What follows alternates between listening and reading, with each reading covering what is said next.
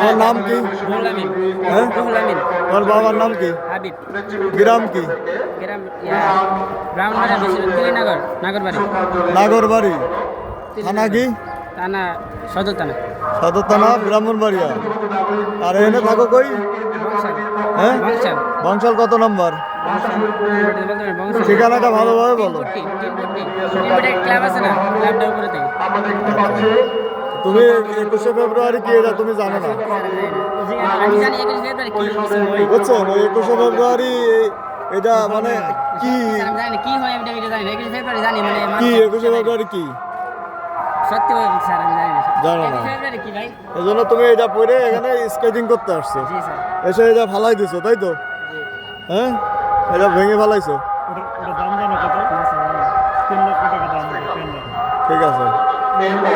21শে ফেব্রুয়ারি কি জানো না? তুমি স্কেটিং করতে এসে এই পুলিশের আর্টস হয়ে ভেঙে ফেলছো, বুঝো না?